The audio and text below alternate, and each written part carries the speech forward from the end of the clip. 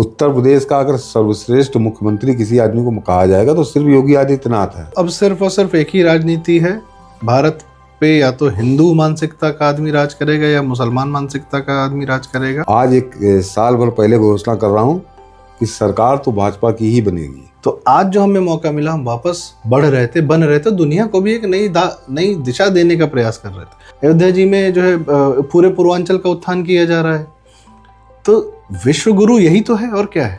CM योगी हैं, उनको political feedback तो मिल ही नहीं रहा है। तो ये विशुद्ध मोदी हटाओ कार्यक्रम है। टोटल बटोगे तो कटोगे मान जानते हैं। तो वो 157 देशों के 180 करोड़ हैं, इन पे जूता बजाते रहते हैं वो। जो हमें 1000 साल बाद मौका मिला है, भारत का उत्थान, हिंदुओं का उत्थान, हिंदू सभ्यता का उत्थान। भाई गिद्ध मंडरा रहे हैं, कम्युनिस्ट हों, इस्लामिक हों, क्रिश्चियन पावर्स हों, सारे गिद्ध मंडरा रहे हैं नोचने के लिए पूरी भारत की सभ्यता को, आज से नहीं पता नहीं कितने सालों से। तो आज जो हमें मौका मिला, हम वापस बढ़ रहे थे, बन रहे थे, दुनिया को भी एक नई दिशा देने का प्रयास कर रहे थे। इजराइल जो है उस नारे पे विश्वास करता है, उसी नारे पे अमल करता है, उसी नारे पे जिंदगी जीता है जो नारा है योगी आदित्यनाथ ने दिया या मोदी ने दिया। एक है तो सेफ है, या बटोगे तो कटोगे।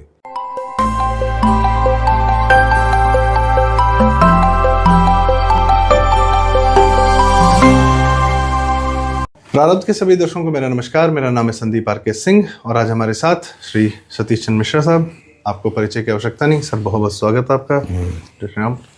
दर्शकों की बेहद डिमांड रहती है कि कई सारे विषयों पर सतीश सर के विचार जानने हैं और उन्हें सुनना है, क्योंकि न सिर्फ तथ्य बल्कि विचार से भी बहुत धनी हमें जो हमें सुनने को मिलता है, जानने को मिलता है, बड़ा आवश्यक होता है।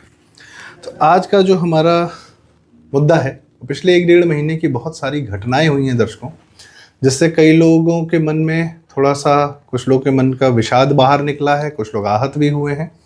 यूजीसी गाइडलाइन को लेकर एक बहाना बनाकर हिंदुओं में भेद पैदा करने का प्रयास किया गया।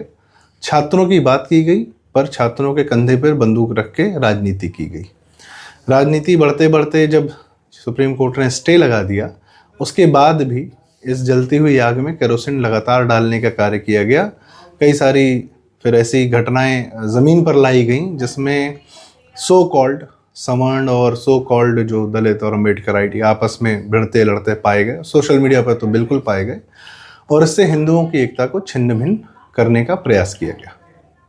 उसके बाद बात आती है तो बात पहुंची मोदी विरोध पर। यह साबित करने का प्रयास किया गया कि मोदी जो हैं भारत के हिंदू समाज के एक वर्ग सवर्ण बड़े विरोधी हैं, और कुछ इस तरीके की जो है चीज़ें इस्टेब्लिश करने का, ये इमेज चिपकाने का प्रयास किया गया।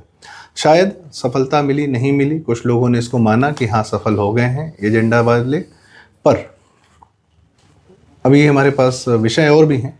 पर सबसे पहले सतीश सर से ही जानना चाहेंगे कि सर ये जो पूरा वितंडा है यूजीसी गाइडलाइन को लेकर, जैसे फिर अंत तक जाते जाते ये संघ विरोध तक बात जाती है, इसमें कुछ प्रोमिनेंट चेहरे दिखते हैं, उनकी भी बात करेंगे। आपको क्या लगता है ये क्या किया हुआ है, हुआ क्या है ये? पहली बात तो है कि ये जो यूजीसी के नाम पर पूरा बवाल खड़ा किया गया, आंदोलन किया, और अब भी चल रहा है एक अभियान, बड़ा सोचा समझा।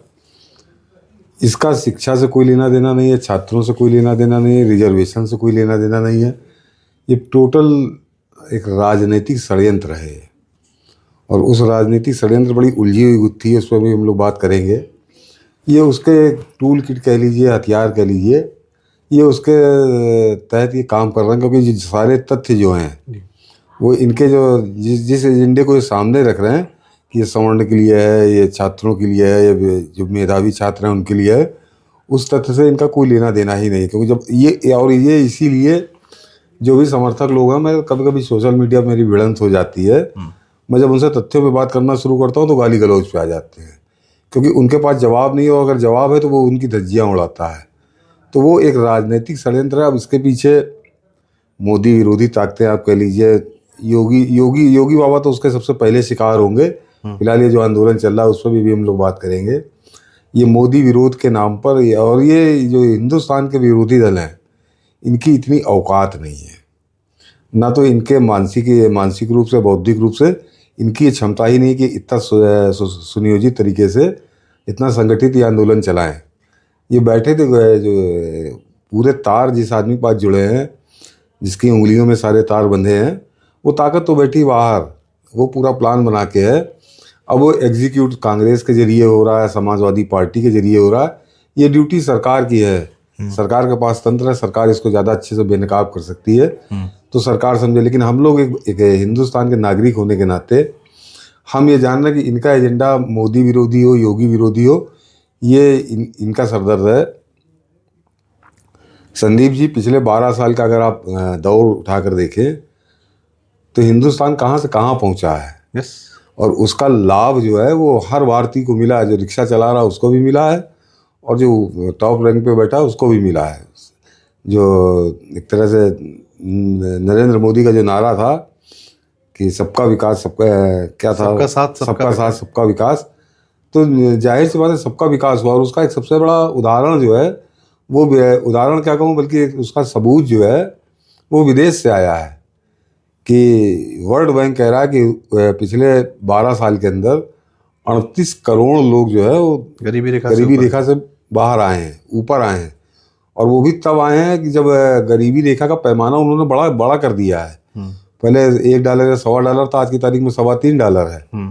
मतलब उन्होंने पैमाना बढ़ाया। उसके बाद अगर 38.5 करोड़ लोग बाहर आए हैं, तो ये बता रहा कि अच्छा, वो जो 38 करोड़ लोग बाहर आए हैं वो सबसे निचले तबके के है ना। वो कोई ऐसा तो नहीं कोई CEO था कंपनी का वो बाहर आ गया। तो ये बता रहा कि हिंदुस्तान में कैसा विकास हुआ है पिछले 12 साल में। बाहर जो लोग बैठे हैं उनका एजेंडा यह है कि ये जो विकास है उनकी आंखों में खटक रहा है। ताज़ा उदाहरण अभी AI समिट हुई दिल्ली वाली, वो अपने आप में बता रही कैसे लोग क्या क्या बोले हैं। तो उनका है किसी तरह हिंदुस्तान को ध्वस्त किया जाए। और ये लोग जो हैं इनके राजनीतिक एजेंडे हैं, चाहे वो कांग्रेस हो, चाहे समाजवादी पार्टी हो, या अन्य विरोधी पार्टियां हैं, इनको लगता है हमारा उल्लू इसमें सीधा हो जाएगा। सर तो ये सबको सूट कर रहा है, ये उन ताकतों को भी सूट कर रहा है, इनको भी सूट कर रहा है। सर, इस पूरे UGC के नाम पर जो फर्जीवाड़ा या जो वितंडा खड़ा किया गया, उसमें ज़्यादातर जो इन्वॉल्वमेंट थी वो उसमें वामपंथी पत्रकार और जो पुराने कांग्रेसी पत्रकार थे, जो गांधी मीडिया के दलाल थे, उनकी भूमिका नहीं थी। अक्सर ये सारे कार्य उनके माध्यम से हुआ करते थे। इस बार यह कार्य जो है हो रहा है जो सो कॉल्ड राष्ट्रवादी, जो ठीक है अच्छा काम किया है, उनके भी कई सारे वीडियोस हमने सुने हैं, बहुत सारी जानकारियाँ, ज्ञान हमें मिला है, पर यह दिखता है कि जैसे उन्होंने एक ऑडियंस अपनी हिंदुओं में बना ली और फिर उसके बाद अंदर से घुस के उन्होंने हिंदुओं को छिन्न भिन्न करने का, जातियों में बांटने का कार्य किया। उनका क्या मंतव्य हो सकता है? उनको क्या मिल गया इससे? नहीं, अच्छा काम तो कोई पैमाना नहीं है। अच्छे काम का मैं पिछले मतलब 1000 साल नहीं, लाखों वर्षों का अगर आप उसको मानिए तो वो पैमाना आप देख लीजिए। भाई रावण के बारे में अगर आप ज्ञात करें, ज्योतिष का सबसे बड़ा ज्ञानी था वो व्यक्ति। उसके अलावा भगवान शंकर की जो सर्वश्रेष्ठ आराधना के लिए, वंदना के लिए शिव तांडव, उसका रचयिता है वो व्यक्ति। भगवान शंकर का जब से जब से इस ब्रह्मांड की समझिए रचना हुई है, तब से लेकर अब तक, ये चाहे विरोधी हो चाहे समर्थक हो, हर व्यक्ति कहता है कि रावण से बड़ा भगवान शंकर का भक्त कोई नहीं हुआ। लेकिन रावण का हश्र क्या है? रावण का भगवान राम ने वध किया और उसके बाद उस वध से भी शांति नहीं मिली। आज भी लोग विजयादशमी को उसका पुतला जलाते हैं, ये सोच के उसको माफ़ नहीं करते कि रावण बड़ा ज्ञानी था, रावण शंकर जी का सबसे बड़ा भक्त था। तो ये अच्छा काम आपने किए थे, इसका मतलब ये नहीं कि आप जो है आग लगाएंगे। भीष्म बहुत बड़े धर्मात्मा, लेकिन अगर अधर्म की साइड पे खड़े थे, दुर्योधन की साइड पे ही खड़े थे, तो फिर। और आपको बताऊं, उदाहरण है कि विभीषण को भाई भगवान राम का उसने साथ दिया था। भगवान राम ने बाद में लंका उसको सौंप दी, इतना प्रिय था भगवान राम का। लेकिन मैं कहूँगा पूरे हिंदुस्तान में घुमाइए, कोई विदेश में तो नहीं, लेकिन हिंदुस्तान में जहाँ 140 करोड़ हिंदू रहते हैं, मुझे बताइएगा किसी ने अपने लड़के का नाम विभीषण रखा हो? एक आदमी नहीं मिलेगा आपको। और उस रावण के जो पुत्र थे अक्षय कुमार और इंद्रजीत, लाखों नाम मिलेंगे आपको। और पुराने समय से चले तो मेरे ख्याल से करोड़ों में होंगे। क्या कारण है?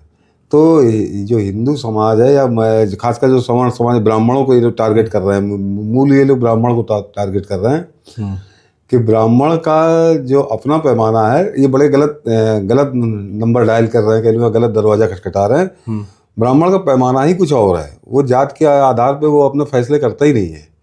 इसीलिए मैंने आपको दो उदाहरण दिए।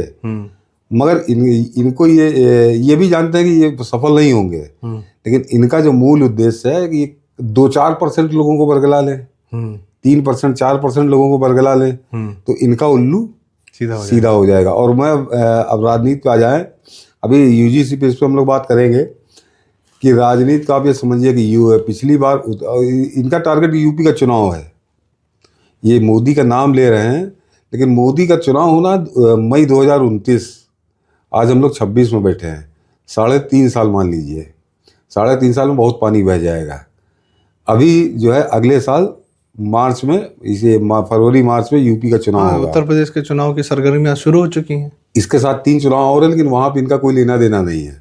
तमिलनाडु, केरल, असम, कोई मतलब नहीं उनका। असम में, बंगाल मई में, बंगाल साथी में, तो वहां पे इनका कोई लेना देना नहीं है। तो ये केवल यूपी का टारगेट करके कि योगी की 273 सीटें आई थी पिछली बार एनडीए की, इनका उद्देश्य यह है कि कुछ ना हो तो कम से कम 50 सीटें कम हो जाए, सरकार फिर भी भाजपा की बन जाएगी।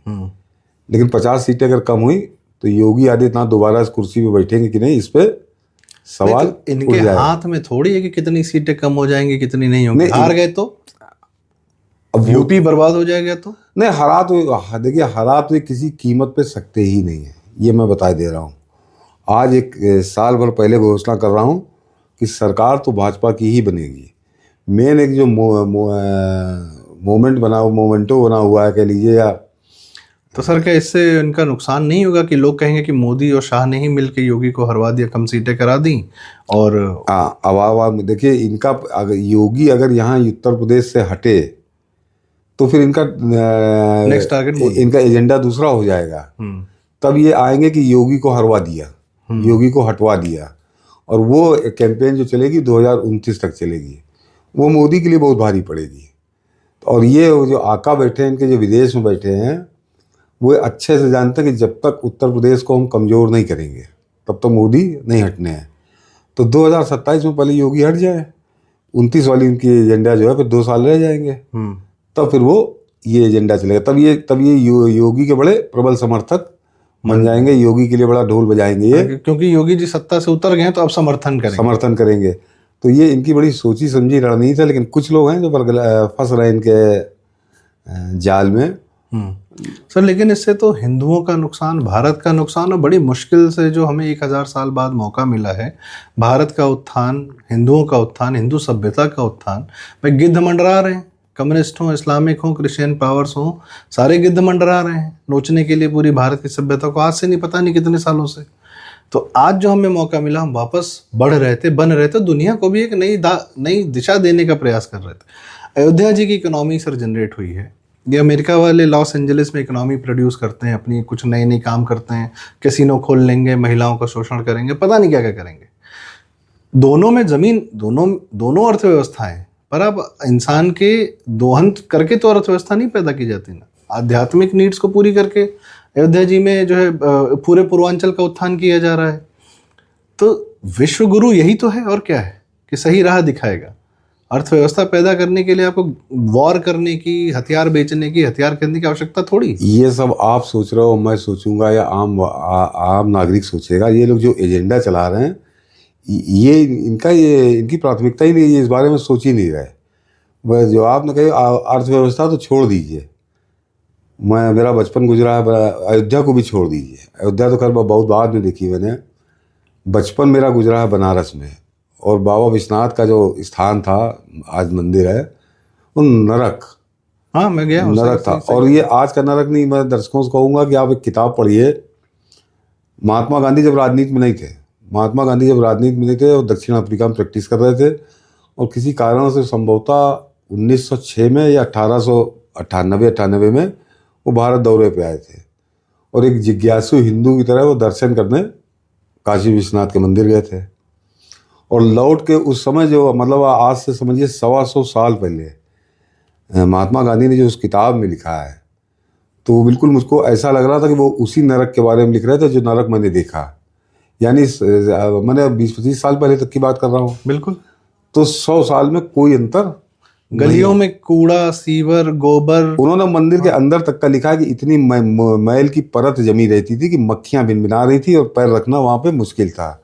ये गांधी लिख रहे हैं 1906 में। और आज वो जो सैकड़ों साल से जो अव्यवस्था थी, जब से औरंगजेब का वहाँ हमला हुआ, उस दुरावस्था से निकाल कर आज किस हालत में प्रधानमंत्री मोदी ने पहुंचाया है, जाके आप देख सकते हैं। करोड़ों लोग उसको देख चुके हैं। लेकिन इनको इसी बात की तो आग लगी, हमको आपको संतुष्टि मिलती है, इनको आग लगी है। ये तथ्यों पे इसीलिए बात ही नहीं करना चाहते और ये हमेशा एक शिगुफा लेके आते हैं। सर इतनी जनता जाती है कि बनारस वाले कुछ दिन हाथ जोड़ लेते हैं कि भैया अभी मत आओ, कुछ दिन ज्यादा हो गया। हाँ, और अयोध्या की बात करिए तो अयोध्या अभी महाकुंभ में पिछले साल हमने देखा सर, अयोध्या में मतलब पूरे देश से जो 60 करोड़ जनता आई थी, उसमें से ज्यादातर लोग बनारस, अयोध्या, गोरखपुर, वो पूरा इलाका भरा हुआ था। हर प्रदेश की एक गाड़ी में मौजूद। अयोध्या की स्थिति आपको बताता हूँ कि अयोध्या में 2014 से पहले, बल्कि और जब बड़ा मंदिर उससे पहले थे, कि एक होटल होता था, एक फैजाबाद में। हाँ। वो फैजाबाद में होता था। पूरी प्रेस वहीं रुकती थी, जो भी जाता था। पूरी अयोध्या में इस लायक कोई जगह नहीं थी जहाँ पे आप रुक सके। खाना पीना तो छोड़ दी, खाना पीना भी खाना तो आपको फैजाबाद आना पड़ता था। वो गंदगी मैंने स्वयं भी देखी है सर। हाँ, देखा है वो जो अयोध्या कस्बा था। हाँ, कस्बा था। क्या बुरा हाल था उसका। कस्बा ही था वो। तो फैजाबाद से आदमी जाता था। आज वो अयोध्या पूरे विश्व के मानचित्र पर चमक रही है। अभी कल ही परसों IIM की रिपोर्ट आई है कि ये 1 लाख मतलब 20 से, जब से 24 जनवरी 2024 से वहाँ पे 22 जनवरी 2024 22 जनवरी से वो उद्घाटन हुआ, तब से अब तक 25,000 करोड़ रुपए का केवल टैक्स मिला है सरकार को 3 साल में। 2 साल में 2 साल में 2 साल हो रहा है। तो 2 साल मतलब 12.5, अगर आप औसत मान लीजिए तो 12,500 करोड़ रुपए का टैक्स हर साल अयोध्या दे रही है। और जो किस तरह से वहाँ होटल बढ़े हैं, किस तरह से रेस्टोरेंट बढ़े हैं, रिक्शे, मतलब जो 500 रिक्शे वहाँ चलते थे, आज 17,000 रिक्शे चल रहे हैं। तो क्या कैसा ट्रैफिक बढ़ा है सर। मुंबई में जो लोग रहते थे वापस आ गए अपने घरों के, और यहाँ टैक्सी, वहाँ कार चला रहे हैं, यहाँ जमीनें खरीद रहे हैं। यहाँ ज्यादा बड़ा धंधा मिल रहा मुंबई से। ये जो हिंदुओं का जो शीर्ष स्थल थे आस्था के, धर्म के, उनका कैसा कायाकल्प हुआ है पिछले 10-12 साल में। तो ये नहीं, ये जो लफंगे हैं जो विरोध कर रहे हैं, इनकी ये तो मैं सीधे कहूँगा पैसा लेके बजर बट्टू लोग हैं, जिनको पैसा मिला है, नाच रहे हैं। ये जो कायाकल्प हुआ है ऐतिहासिक है। और ये कायाकल्प उन लोगों को सूट नहीं कर रहा जो विदेश में बैठे, जॉर्ज सोरोस जैसे लोग, जो मिशनरीज हैं। मिशनरीज की कमर तोड़ के रख दी है प्रधानमंत्री मोदी ने 12 साल के अंदर। जरा उसके बारे में अध्ययन करें लोग कहते हैं सर कि अन्न क्यों दिया जा रहा है। तो भाई अन्न देकर अगर आपकी गरीब जनता को एक स्थायित्व दिया जा रहा है, उनके परिवारों को भोजन मिल रहा है, धर्म परिवर्तन नहीं हो रहा है, तो वो आप ही का तो कार्य कर रहे हैं। असंतोष तो नहीं है नीचे। ये अन्न में आपने जो भोजन वाली बात की, ये जो मिशनरीज का सबसे बड़ा धंधा था, ये लोगों को खाना आना दे के बहलाते थे। अस्पताल और खाना। हाँ, तो आज 80 करोड़ लोगों को भोजन दिया जा रहा है। और जो अस्पताल वाली बात है, तो वो आयुष्मान कार्ड जो है गरीब आदमी का, तो उससे उन मिशनरियों का धंधा बंद हुआ है। तो प्रधानमंत्री मोदी चौमुखी चोट उनके ऊपर कर रहे हैं, और वही उनको बर्दाश्त नहीं। वो किसी भी तरह से, अच्छा ये कह के तो हटा नहीं सकते, तो उन्होंने ये सब धंधा शुरू कराया। और ये इन मूर्खों की समझ, मूर्ख है ये लोग, तो जान रहे हैं कि इनका टारगेट है पहले योगी हटाओ, और योगी हटेंगे तो मोदी स्वतः कमजोर हो जाएंगे जी 2029 के लिए। सर इसमें एक जो वर्ग दिखता है, वह एक IAS लॉबी होती है, जो ब्यूरोक्रेटिक लॉबी है, जो जिसको सूट करता है कि कमज़ोर चरित्र के लोग, जो मुसलमान वोट बैंक समर्थित नेता आ जाते हैं, और तमाम एक पार्टी नहीं 4-5 पार्टियों का जो गठजोड़ है, वह दिल्ली में रूल करे या स्टेट में रूल करे, तो ये ब्यूरोक्रेट जो है ज़्यादा पावरफुल हो जाते हैं, और ये ज़्यादा अच्छे से फिर ये तमाम स्कीमें निकालते हैं, उसमें स्कैम करते हैं, अपना बच्चे कहाँ बाहर सेटल कर देते हैं, सब चीज़ सबको पता है, ये ओपन सीक्रेट्स हैं। तो क्या मोदी जी के होने से इस ब्यूरोक्रेटिक लॉबी का भी नुकसान हुआ है क्या, कि ये पीछे पड़ी हुई है लॉबी के माध्यम से? इसमें देखिए दोनों बड़ी विरोधाभासी चीज़ें। मोदी के होने से तो नुकसान हुआ है, और योगी बाबा के आंख बंद कर लेने से नुकसान हुआ है। ये मोदी की वजह से लूटपाट उनको नहीं कर पा रहे हैं, और ये योगी के समय में इनको खुली छूट मिली हुई है। और योगी बाबा को नहीं सर, खुली छूट कहाँ, वो CEO साहब थे प्रकाश जी, वो इन्वेस्ट यूपी के सीईओ पकड़े गए कि ज़मीनें थी उनके पास, तो उठा के साइड कर दिया। योगी जी ने तो किया एसआईटी। नहीं, इक्के दुक्के केस आपको ऐसे मिलेंगे। अन्यथा 2022 का जिस समय रिजल्ट आना था, तो उससे एक दिन पहले सचिवालय के अंदर लड्डू बटे थे और अखिलेश आ रहे हैं कि अखिलेश आ रहे हैं। मतलब इन्होंने मान लिया था कि सरकार जो है अखिलेश यादव की आ रही है, और वो बांटने वाले कोई कर्मचारी चपरासी नहीं थे, वो आईएएस लॉबी में ही बटे थे। कौन लोग थे वो, और किसके ऊपर क्या एक्शन हुआ, किसके ऊपर क्या एक्शन हुआ? कोई एक्शन नहीं हुआ। तो ये माना जाता कि योगी बाबा जो है कुछ ज़्यादा विश्वास कर रहा भी है उनका, मगर उनको महंगा पड़ेगा, ये महंगा पड़ेगा, क्योंकि फिलहाल का जो सिनेरियो है कि योगी जो सीएम योगी हैं, उनको पॉलिटिकल फीडबैक तो मिल ही नहीं रहा है।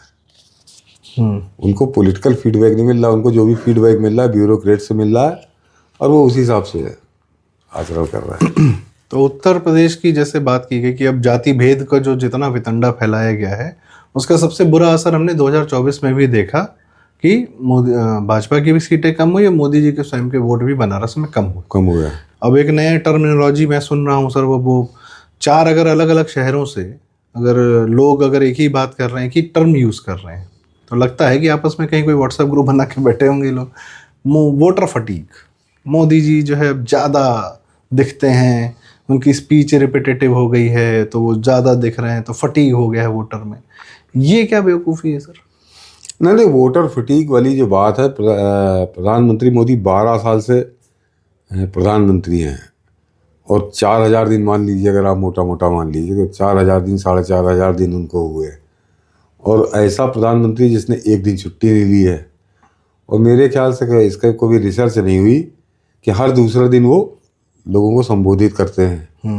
मैं बता रहा हूँ वोटर फटीक की बात ये क्यों कर रहे हैं। और तो कम से कम 2000 भाषण तो उनके हो चुके हैं, तो 2000 विषय तो नहीं हो सकते। इनको जो आग लगी हुई है, बाकी भाजपा से बड़े संतुष्ट हैं कि प्रधानमंत्री मोदी अपनी उपलब्धियों को दमदार तरीके से लगातार दोहराते हैं, और बाकी भाजपा बिल्कुल कंबल ओढ़ के सो रही है, उसका कोई लेना देना नहीं है। जैसे एक जनधन योजना है, वो जनधन योजना 2015 में शुरू हुई थी। आज तक बता, प्रधानमंत्री मोदी आज भी उसको बताते हैं। अरे वो कल फ्रांस के राष्ट्रपति मैक्रोन ने बोला, आज बोला है, आज बोला एआई समिट में बोले हैं वो। स्ट्रीट वेंडर बॉम्बे की बात की उन्होंने। कि 10 साल पहले कागज नहीं था, पत्थर नहीं था, अकाउंट नहीं था, आज फोन से पेमेंट ले। तो प्रधानमंत्री मोदी जानते हैं वजह, तो वो जो वोटर फिटीक नहीं है, इनके फिटीक हो रहा है, जो विरोध जो धंधा कर रहे हैं। क्योंकि जनधन योजना केवल बैंक अकाउंट की खेल थोड़ी है। जनधन योजना एक ऐसी है जिसने हिंदुस्तान का पूरा चरित्र बदल दिया। लूटपाट खत्म हो गई, और एक थोड़ी बहुत नहीं, लाखों करोड़ की लूटपाट खत्म हुई। लोगों के बैंक में डायरेक्ट पैसा जाने लगा, दुनिया भर की सब्सिडी जाने लगी। एक दिन सब प्रधानमंत्री मोदी वो भी बताते हैं कि करीब करीब 3 करोड़ 4 करोड़, नहीं 3-4 करोड़ नहीं, 28 लाख या 32 लाख करोड़ रुपए अब तक डीबीटी के जरिए लोगों के अकाउंट में गए हैं। 28 लाख करोड़ रुपए। तो 28 लाख करोड़ को केवल एक चीज से जरा जोड़ लीजिए कि राजीव गांधी ने स्वयं कहा था कि 1 रुपया बेचते 15 पैसे पहुंचता है, 15 या 10 पैसे पहुंचता है, यानी 90 पैसे चोरी हो जाते थे। हमारे 80 पैसा चोरी। हाँ, 80 पैसे चोरी हो जाते थे। और उस 80 पैसे चोरी के बाद जब राजीव गांधी ने कही थी, तब से लेकर 2014 तक कोई सिस्टम तो ऐसा बना नहीं था कि चोरी रुक गई हो। न किसी ने कोई दावा किया कि हमने चोरी रोक दी है। ये मान लिया गया था कि चोरी होगी। तो अगर आप 28 लाख मान लीजिए, 30 लाख करोड़ मान लेते हैं, तो 24 लाख, तो 24 लाख करोड़ रुपए चोरी हो गए केवल 14 से हो जाते 14 से 2026। तो ये पैसा जो जनता के पास जा रहा है, इन लोग को लगता है कि हमारी जेब में आ जाता। तो अब आप सोचिए 12 साल में 24 लाख करोड़ रुपए, मैं सीधा सीधा बता रहा हूँ, दो प्रधानमंत्री की स्वीकारोक्ति से 24 लाख करोड़ यानी 2 लाख करोड़ रुपए साल की चोरी कौन करता था? वो करता तो यही सिस्टम ही था ना। और जो आपने कहा आईएएस या नौकरशाही उसमें करती थी हर तरह की। तो 2 लाख करोड़ तो ऐसे इनकी जेब कट गई। तो इनको तो फटीक हो रहा है, मोदी फटीक हो रहा है इनको। अच्छा, इनको फटीक है? हाँ, इनको है कि ये उबे हुए कि कब इससे पीछा छूटेगा। और उसका तो अगली जनरेशन खराब हो गई सर। खराब हो गई, बिल्कुल खराब हो गई।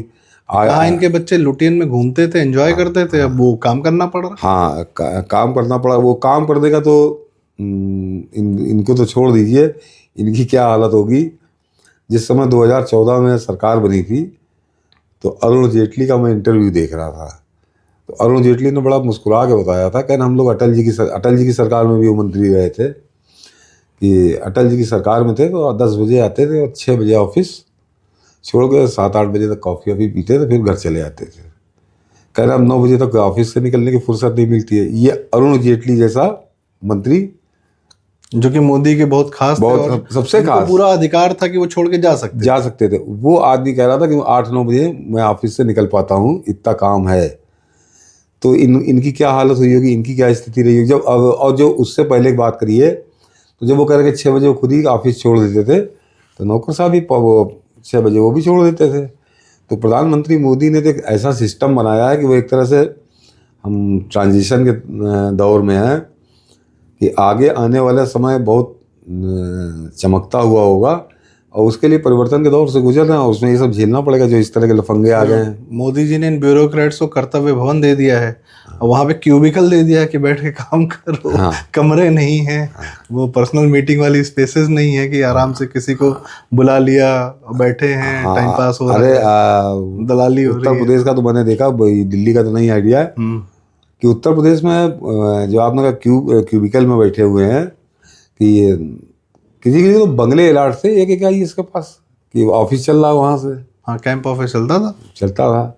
तो वो सब शाही अंदाज जो है वो ख़त्म हुआ है। वो इनकी मूल परेशानी ये है, और इनका मूल उद्देश्य ये जो हम लोग दूसरे टॉपिक पे आ गए, मेन है ये यूजीसी और सवर्ण विरोधी जो एजेंडा चला रहे हैं।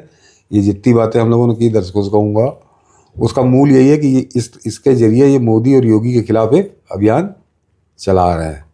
और ये कितना झूठा अभियान है, कितना गलत अभियान है, तो मैं यही कहूँगा कि आप यूजीसी की वेबसाइट है, यूजीसी का 2012 की जो नियमावली है उसको निकाल लीजिए, और यूजीसी की अभी जो 2026 की नियमावली है इसको निकाल लीजिए, तो आपको अंतर समझ में आएगा कि 2012 की जो नियमावली थी वो ज़्यादा सख्त थी, और ये 2026 की थोड़ा इसमें ज़्यादा छूट है। किसी ने झूठी शिकायत की है कि जो कमेटी बनी है उसमें समण नहीं रखा, सब वो होंगे। मेरे फेसबुक पे पड़ा है, मेरे ट्विटर पे पड़ा है, और मैं यूट्यूब पे बोल चुका हूँ कि 1 लाख रुपए इनाम, कि 2026 के जो नियमावली है उसमें कहीं बताया कि उसमें समण नहीं होंगे। हुआ क्या है, 2012 की जो नियमावली थी उसमें 1 सदस्यीय कमेटी थी, 1 आदमी की कमेटी होगी, वो फैसला करेगी। इसमें बढ़ा के उनकी संख्या 7 कर दी गई है 26 में। तो आप 1 आदमी को मैनेज करना और 7 आदमी को मैनेज करना, वो दूसरे जो 7 सदस्यीय कमेटी, उसमें अलग से मेंशन है कि इस कमेटी में ओबीसी और एससी एसटी का भी प्रतिनिधित्व होगा, यानी कोई कंपल्सन नहीं है कि आप 7 आदमी बनाएंगे तो उसमें एससी और ओबीसी होंगे। क्या गलत है इसमें? पहले तो एक ही होता था ना। हाँ, तो एक जिसका था वो अपनी बायसनेस के साथ कार्य करता, चाहे वो सवर्ण हो चाहे ओबीसी हो। मैं गाइडलाइन की जैसे बहुत जो शब्दावली है, क्लिष्ट है, जैसे भी उसको हटाते हुए मैं 2 मिनट के लिए मान लेता हूँ कि मान लीजिए जो है 2 बच्चों के बीच में किसी कॉलेज में किसी इस प्रकार की बातचीत हो गई, जाति भेद वाली बात हो गई, तो क्या कॉलेजेस में स्टूडेंट्स में आपस में टसल नहीं हुआ है? यूनिवर्सिटीज में बम नहीं चले हैं? लाठी डंडा नहीं चला है? क्या नहीं हुआ है? तो वो सारी व्यवस्थाएं उसको भी डीन, कॉलेज, सब यूनिवर्सिटी के लोग सब स्वयं देख लेते थे। बहुत होता थाने में चले गए लोग। क्या जेएनयू में दंगे नहीं हुए हैं? वहाँ तो जात रहित राजनीति होती है ना, तो जेएनयू में वहाँ बनती, क्या वहाँ दंगे नहीं हुए?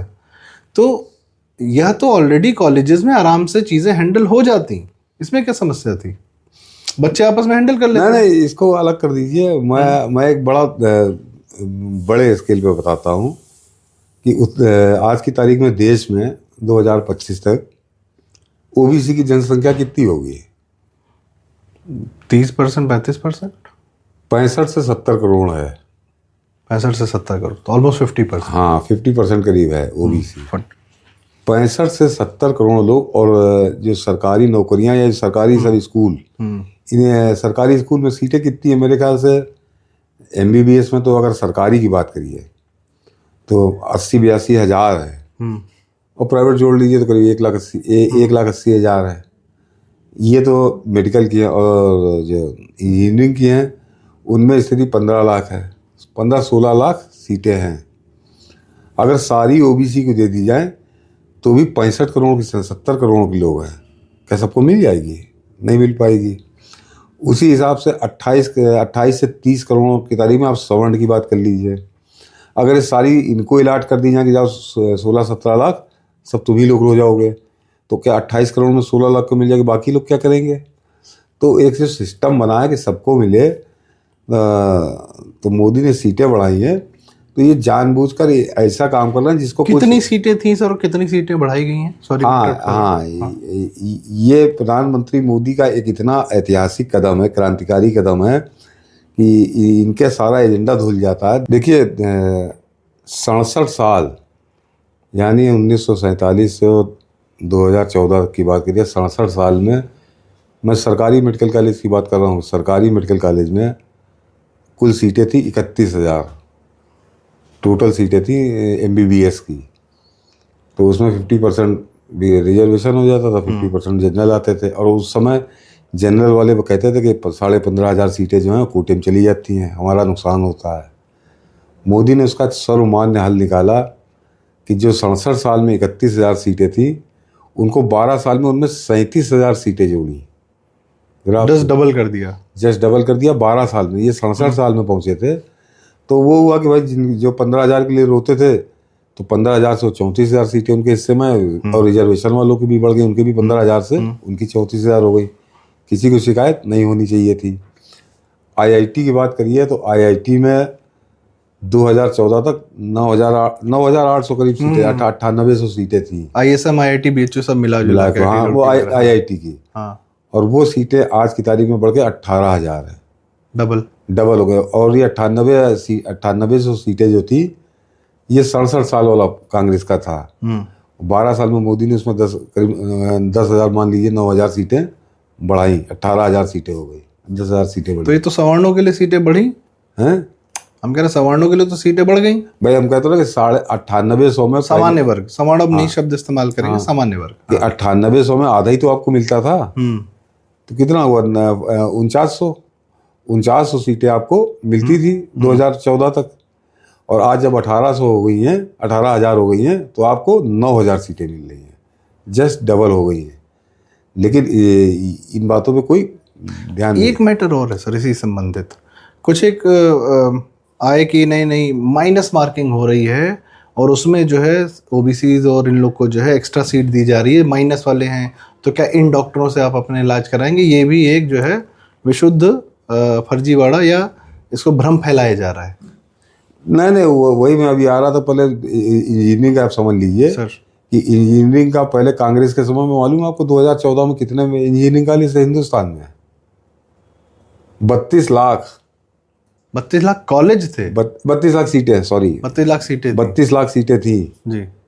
और उसमें से आधी खाली रह जाती थी। मोदी आया तो उन्होंने उनको ख़त्म किया, और अब वो 16-17 लाख सीटें हैं क्योंकि वो खाली रह जाती थी। और जब 16-17 लाख इंजीनियरिंग की सीटें हैं, उसमें भी एक बड़ी संख्या है। इस बार भी अभी ये ताज़ा सेशन है, इसमें करीब करीब समझिए उत्तर प्रदेश और महाराष्ट्र दोनों में मिला के 1.5 लाख से ज़्यादा सीटें खाली हैं इंजीनियरिंग की। कोई गया ही नहीं, मतलब उनको वहाँ लेने ही नहीं गया। तो इसका मतलब कोई बचा तो नहीं जो छूटा हो। उसके बाद 1.5 लाख सीटें केवल 2 प्रदेशों में। तो ये इनका बनाया हुआ। अच्छा, वो जो आप उसकी बात कर रहे हैं, अंकों की बात, कि किससे इलाज कराएंगे किससे नहीं इलाज कराएंगे, आप मत कराओ ना। आप जब इलाज कराने घर से निकलते हो तो आपको ये तो कोई कहता नहीं कि फलाने डॉक्टर के पास जाना, ये तो आपके ऊपर है आप जाते हैं कि नहीं जाते हैं। तो वो बेकार वाला तर्क है। और सबसे खास बात यह है कि दुगनी तो कर दी है। अगर आपको बड़ा समझ नहीं है तो दुगनी तो कर दी। और एक और मेरा इसी में तर्क है जो मैंने अभी आपको बताया कि 65 से 70 करोड़ OBC है। मतलब उसमें 10-20 हज़ार भी इसी योग्य नहीं जो डॉक्टर बन सके। ये कौन सा जाति पूर्वाग्रह है?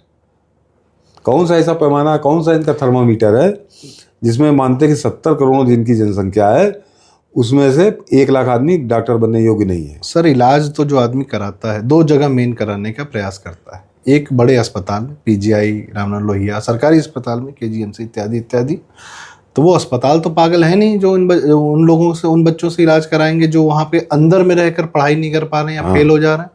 वो एमबीबीएस पास करने के बाद ही वो होता है ना, एमडी करते हैं, उसके बाद अपना जो, उसके बाद डॉक्टरों के हाथ में बच्चे दिए जाते हैं कि चलो तुम अब बेसिक इलाज करो। मुख्य इलाज अभी भी मेन डॉक्टर्स करते हैं। हाँ दूसरा, आप बड़े अस्पताल में जा रहे हैं, ठीक है, या उस डॉक्टर के पास जाते हैं ना जिसके पास भीड़ है, हाँ, जो पेशेंट ठीक कर रहा है, तो यही दो जगह तो जाते हो। नहीं तो नहीं ये तो प्राकृतिक प्रक्रिया में अपने आप जो ठीक नहीं है वो छट जाएगा पीछे, जो ठीक है वो आगे बढ़ जाएगा। हाँ, नहीं, दूसरा मैंने कहा ना कि 65 से 70 करोड़ जिनकी आबादी है, उसमें 1 लाख आदमी इस लायक नहीं कि डॉक्टर बन सके, ये मैं मानने को तैयार नहीं हूँ। ये तुम्हारा जाति पूर्वाग्रह हो सकता है कि डॉक्टरी और इंजीनियरिंग खाली जो है सवर्ण करेंगे, क्यों उन्हीं के करेंगे? बस का। हाँ, अरे सर, बड़े बड़े फेल होते हुए देखे मैंने, अब क्या बोलूं। कितने बड़े बड़े गधे देखे हाँ, मैंने, ये आईएएस के बच्चे देखे, एक से एक बेवकूफ। ये तो ये केवल समाज में एक और सबसे साथ इनके पीछे कौन खड़ा है कि जिनके बच्चे, बड़ी कड़वी बात बोलने जा रहा हूँ जी, कि 2014 से सीटें दुगनी हो गई, यानी जितनी तुम चाहते थे उतनी हो गई, तब भी नहीं पा और पा उसके बाद भी अगर तुम्हारा लड़का सेलेक्ट नहीं हो रहा है, वो रिजर्वेशन छोड़ दीजिए, तो जिनके बच्चे नकारा, निकम्मे, नाकाबिल हैं, उनको एक बहाना मिल गया कि हाँ देखो ये नंबर कम हो रहा है, नंबर ज़्यादा हो रहे हैं। अन्यथा जब 15,000 थी तब चलो मान लेते थे भाई 15,000 कोटे में चला जाता है, अब तो 34,000 हैं, और 34,000 में भी अगर बच्चा नहीं आ रहा है तो क्यों नहीं आ रहा है? इंजीनियरिंग की सीट्स बढ़ गई हैं। इंजीनियरिंग की सीटें तो बना कहा केवल 2 प्रदेशों, महाराष्ट्र और उत्तर प्रदेश, यहाँ पे 1.5 लाख सीटें खाली रही हैं, 1.5 लाख। यह भी तो एक पूर्वाग्रह या दुराग्रह है कि आगे आने वाला भविष्य किस प्रकार से टेक्नोलॉजिकली जो है इतना अद्भुत होगा, और आप आज कैसे तय कर सकते हैं कि जो है आज की एजुकेशन पर भविष्य बन जाएगा, करियर खराब हो जाएगा। देखिए, ये बातें हम लोगों ने संदीप जी की, वो सिर्फ इसलिए की ताकि एक धुंध साफ हो जो ये फैलाने की कोशिश कर रहे हैं, अन्यथा ये मुद्दा ही नहीं है। राजनीतिक था, ये राजनीतिक मुद्दा है, ठीक, ये राजनीतिक मुद्दा है, और वोटरों के मन में भ्रम फैलाना है, उनको 3-4% वोट इधर से उधर कर देना है, और ये काम ये पहले 2018 में कर चुके हैं मध्य प्रदेश में, राजस्थान, छत्तीसगढ़, तीनों सब जगह इन्होंने किया। शायद थोड़ा बहुत इन्होंने यह कार्य 2024 में भी किया। तो क्या इन लोग को अंदाजा नहीं है सर कि राहुल गांधी को पीएम बनने के लिए, जैसे इसकी माँ को पीएम बनने के लिए 150 सीट में बन गई, मनमोहन सिंह को बिठा दिया था, खुद भी बैठ जाती। 150 भी नहीं थी, 142 ही थी, 142 थी। तो राहुल गांधी को तो 99 पे पहुंच गया है, 30-40 सीट चाहिए। यही भ्रम फैलाओगे तो बन जाएगा। मोदी को तो 272 चाहिए ना, 240 पे धागे भर से टंगे हुए हैं। हाँ। उनकी 20-40 सीट नीचे होगी तो मोदी हट जाएंगे। तो ये विशुद्ध मोदी हटाओ कार्यक्रम है, टोटल मोदी हटाओ, 4-5% को भ्रमित करके। मगर मोदी हटाओ सेकेंडरी है, मोदी हटाओ तो इनका 2027 के बाद शुरू होगा, उससे पहले है योगी हटाओ। भाजपा उत्तर प्रदेश से हटाओ। हाँ, कि नहीं, भाजपा को तो नहीं हटा पाएंगे, भाजपा को नहीं हटा पाएंगे। मोदी के जो काम है और योगी के जो काम है वो उतनी गहरी जड़ें हो चुकी हैं कि 200 सीटें तो भाजपा लंगड़ी लूली हालत में पार कर जाएगी। अखिलेश यादव यहाँ पे मुख्यमंत्री नहीं बनने जा रहे हैं, और मैं फिर कह रहा हूँ कि मैं 1 साल पहले कह रहा हूँ, फरवरी में बैठा हूँ, फरवरी 27 में चुनाव होंगे, लेकिन ये जो बड़ा नुकसान करेंगे कि जो 273 सीटें थी वो घट के 223 हो जाएं, 213 हो जाएं, सरकार तो बन जाएगी। लेकिन इस 50-60 सीटें अगर ये कम करा ले जाते हैं, 2-4% वोट इधर बरगला के, तो योगी आदित्यनाथ की भी एक कमी है कि उन्होंने भी अपने सरकार के अंदर, कह लीजिए सरकार के अंदर तो मैं ये कह सकता हूँ कि 99%, और लगभग संगठन में भी यही स्थिति है कि उनके शुभचिंतक बहुत हैं, जो इंतजार कर रहे हैं कि हाँ किसी तरह से कोई बहाना मिले और योगी, और 50 सीटें कम हो जाएंगी तो होगा साहब इन्हीं की वजह से हो गई, इन्हीं की वजह से हो गए। तो नहीं तो फिर ये फिर पूरे भारत में क्यों लेके जाते इनसे प्रचार कराने? फिर ये जो उपचुनाव हुए थे इसमें 10 सीटें क्यों दे दी कि तुम ही लड़ो? 10 में से 8 जीत लाए वो। ये सारे तर्क तो हम लोग तब आज कर रहे हैं, लेकिन जिस समय रिजल्ट आएगा कि 273 से घट के 223 हो गई, 213 हो गई, तब ये तर्क कोई सुनेगा नहीं आपसे। तो लेकिन इनके हाथ में नहीं है ना कि कितना नीचे करना है, कितना ऊपर करना है। हाँ, इनके हाथ में थोड़ी। हाँ, तो अब ये योगी आदित्यनाथ पे अभी साल भर है उनके पास कि पहले तो कैसे इस एजेंडे को काटें। और इसमें मैं बता दूं कि एक और बड़ा मूर्ख तबका, इसके अलावा ये टूल किट वाले जो पैसे लेके जुटे हैं छोड़ दीजिए, एक बड़ा मूर्ख तबका है जिसको लग रहा है कि ये मोदी के खिलाफ है और मोदी के खिलाफ एजेंडा चलाओ तो ये मोदी हटेंगे तो योगी प्रधानमंत्री बन जाएंगे। वो आत्मघाती मूर्ख, वो आत्मघाती मूर्ख है। सबसे पहले तो उन पे अंकुश लगना चाहिए। सर और उसमें अगर ये बात अगर योगी जी के सामने कही जाए कि सर हम मोदी जी वाले नहीं हैं, हम आपके वाले हैं, हाँ। तो क्या योगी जी उनको प्यार से पुचकारेंगे, लठ चलाएंगे उन पे? अब ये तो योगी आदित्यनाथ जानते होंगे कि उनके सामने कही गई है नहीं कही गई है। इसमें योगी जो है वो क्वेश्चन मार्क है कि फिलहाल अभी तक योगी आदित्यनाथ ने ऐसा कोई काम नहीं किया जो जिससे लगे कि इन लोगों पे कोई अंकुश है। सोशल मीडिया का आज के दौर में तो कुछ छुप नहीं पाता, बहुत खुल के सामने आ जाएंगे आपको कि वो लोग भी गाली देने में शामिल हैं जो योगी को प्रधानमंत्री बनाना चाहते हैं, और वो इनके हिस्सा नहीं है। वो अपने जोश में है कि योगी को प्रधानमंत्री बनाना है, और उनको लग रहा है मोदी आज अगर इस्तीफा दे दे तो इससे बढ़िया कोई काम नहीं बनेगा ना। वो आत्मघाती मूर्ख उनको मैं समझता हूँ। और ये इन पे अंकुश लगाने का काम एक ही आदमी कर सकता है जिसका नाम योगी आदित्यनाथ है। और योगी आदित्यनाथ फिलहाल मुझको अभी तक ऐसा कुछ नहीं लगा कि उनकी तरफ से कोई ऐसा प्रयास हुआ हो। लेकिन वो तो सर उत्तर प्रदेश को बनाने में व्यस्त है, उत्तर प्रदेश को बेहतर करने में, क्योंकि यहाँ कितने ज़्यादा अभी कुकर्मों से भरा हुआ ये जो मुलायम हो, मायावती का भी कार्यकाल हो, नसीमुद्दीन सिद्दीकी हो, अखिलेश यादव, उससे पहले कांग्रेस, तो उत्तर प्रदेश और मुसलमान वोट बैंक ऐसा यहाँ पे जिसने पाकिस्तान बनवाया। देखिए संदीप जी, ये मुद्दा ही नहीं है। जब से आज़ादी मिली है तब से लेके अब तक उत्तर प्रदेश का अगर सर्वश्रेष्ठ मुख्यमंत्री किसी आदमी को कहा जाएगा तो सिर्फ योगी आदित्यनाथ है। और उनके बाद नंबर 2 पे भी अगर जिसको लेंगे तो वो जैसे एक समय अमिताभ बच्चन के लिए कहा जाता था ना कि नंबर 1 से 10 तक अमिताभ बच्चन और दूसरा जो है 11वें से शुरू होता है, तो वही स्थिति है। उसमें कहीं कोई सवाल है ही नहीं। मूल यहाँ पे ये लड़ाई राजनीतिक लड़ाई है, और राजनीतिक लड़ाई ना ये आत्मघाती मूर्खों की फौज लेके जी। और उसमें कुछ ऐसे मठाधीश हैं, कुछ दिग्गज हैं, मैं क्या नाम लूँ उनका, कि वो अपने आप को मतलब ढोल बजा के प्रचार करते हैं कि हम योगी के बड़े खास हैं, बड़े मतलब नंबर 1 पे हैं, 2 पे हैं, कुछ यूट्यूब में हैं, बड़े वरिष्ठ हैं और वो चला रहे हैं। मैं बता दूं कि वो ऐसा नहीं कि दिल्ली की डायरी में नोटेड है कि ये योगी के लिए बैटिंग करते हैं, वो अपना करते रहते हैं।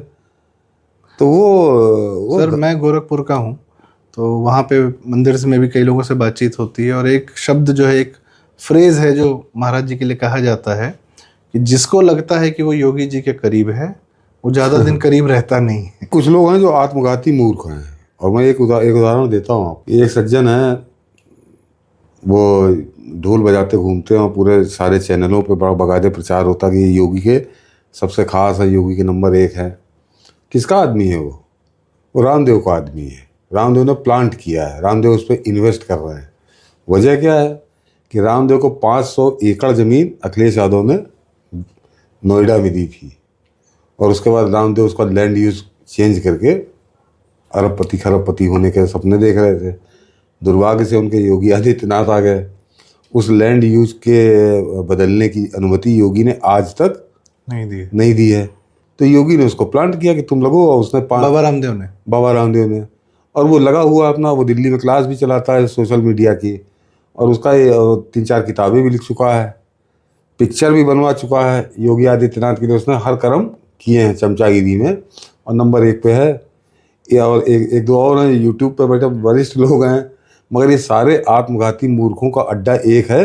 वो इंडिया टीवी पे बैठते हैं कॉफ़ी पीने के लिए, अक्सर आपको नज़र आएंगे ग्रुप बना के, और वो बैटिंग करते हैं। तो दिल्ली जो बैठी है वो मूर्ख नहीं है संदीप जी, कि वहाँ पे जो दिल्ली बैठी है वो भी नोटिस कर रही कि ये कौन लोग हैं, ये मोहर लगे हुए लोग हैं, और ये घुमा फिरा के एजेंडा मोदी वर्सेस योगी करने का है। कुछ लोग तो बड़ा खुल के करते हैं।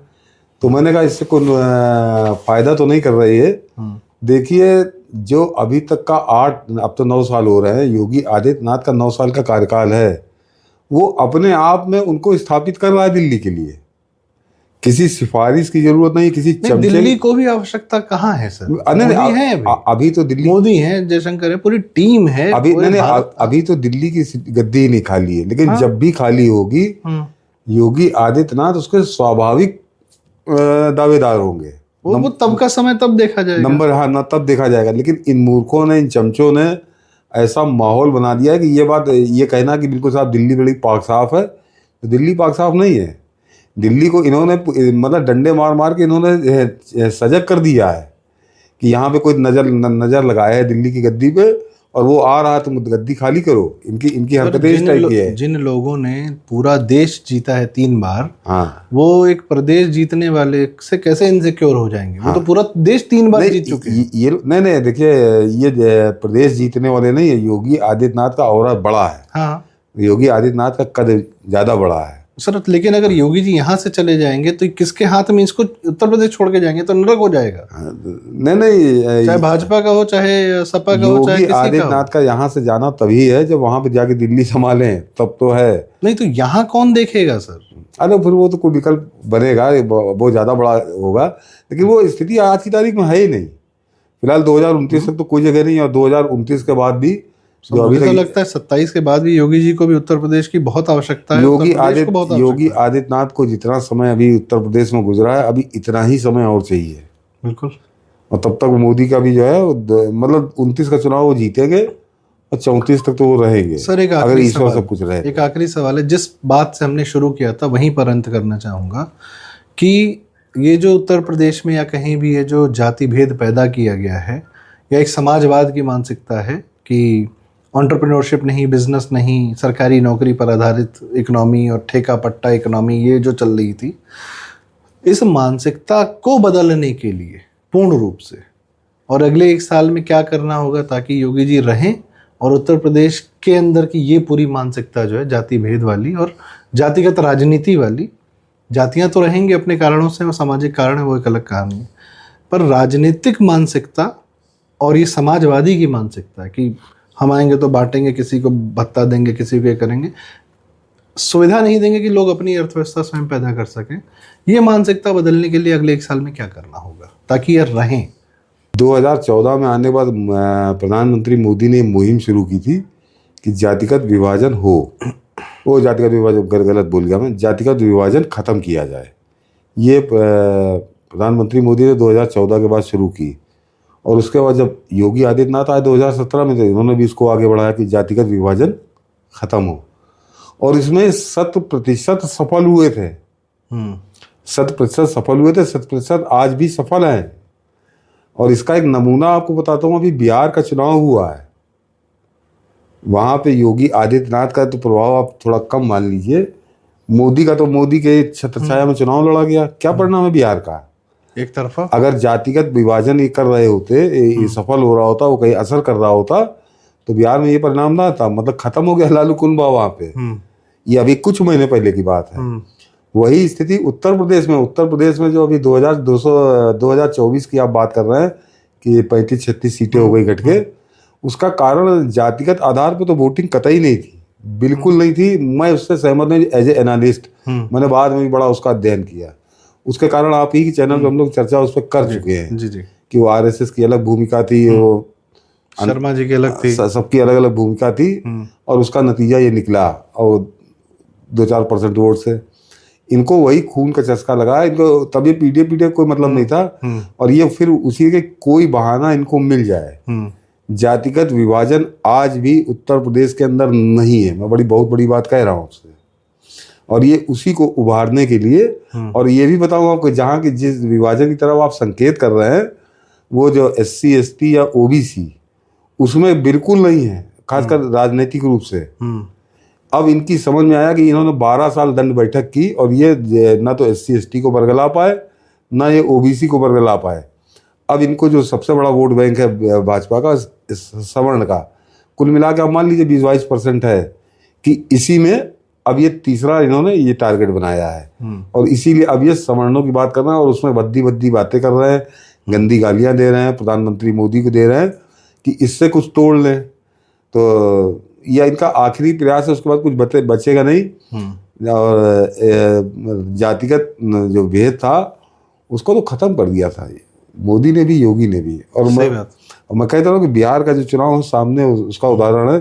यूपी से ज्यादा जातिगत आधार पर वोटिंग बिहार की होती रही है। बिहार ज्यादा बदनाम था, यूपी कम बदनाम था, और वहां पे आप रिजल्ट देख लीजिए, साफ कर दिया इन जातिवादी लोगों को। वो लालू यादव मतलब तो अब सिर्फ और सिर्फ एक ही राजनीति है भारत पे, या तो हिंदू मानसिकता का आदमी राज करेगा या मुसलमान मानसिकता का आदमी राज करेगा। नहीं ना, मुसलमान नहीं राज कर पाएगा कभी नहीं। अखिलेश यादव है तो वही ना। हाँ हाँ, जो सेकुलर पार्टियां हैं वो लाती तो वही मानसिकता है ना।